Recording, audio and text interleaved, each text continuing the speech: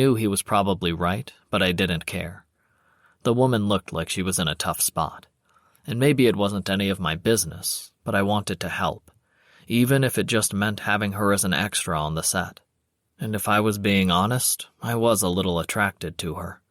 Not that it mattered. I probably wouldn't even talk to her. Richard sighed and stormed away. I sighed and sat back down. We were several weeks into shooting this movie, and the long hours were getting to all of us. I would have to try to not hold this against him, even if it annoyed the shit out of me.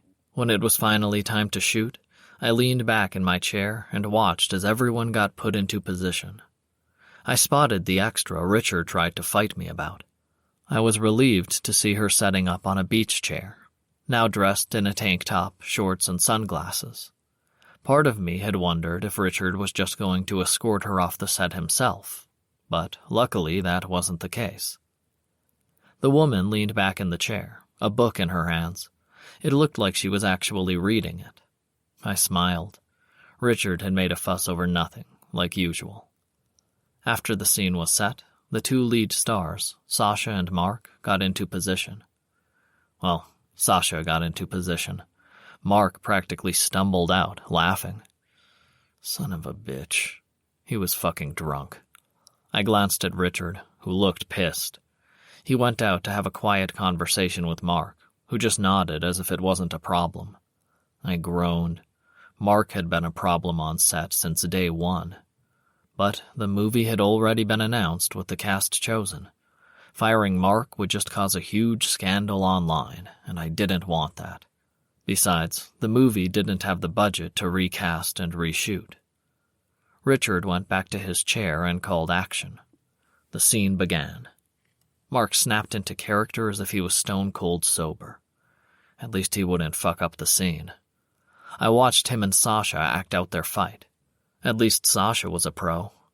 Even with the last-minute changes to her lines, she acted it out perfectly, including shoving Mark on the chest.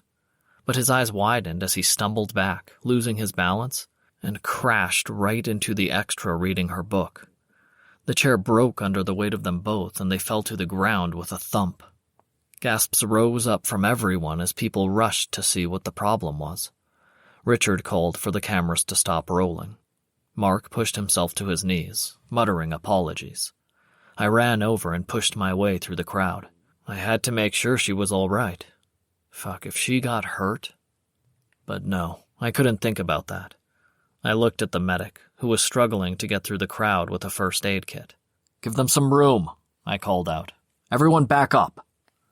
People backed up, muttering a little with worry, but also irritation. The medic was finally able to push through to get to the two actors. The woman was on the ground, wincing a little and trying to move off the pile of rubble on the ground. As she tried to stand up, she let out a small yelp and froze. I knelt next to her and could see the problem immediately. The wooden handles of the chair had broken, and part of one had stabbed her leg. "Medic, over here!" I shouted. The medic was trying to make sure Mark didn't have a concussion, even though he wasn't the one who took the most damage. I tried to brush my irritation aside, but I couldn't help it. An idiot could see the woman should have gotten the help first. The medic turned, and her eyes widened when she saw the woman's leg. Holy shit.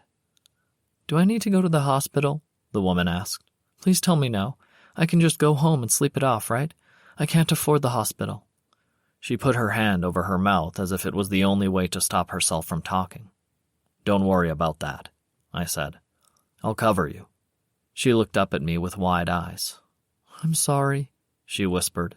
I snorted, as if this was her fault. "You have nothing to apologize for," I said. "Just relax and let the medic do her job." Slowly, she nodded. I smiled. "I'm Christopher, by the way." "I'm Anna,"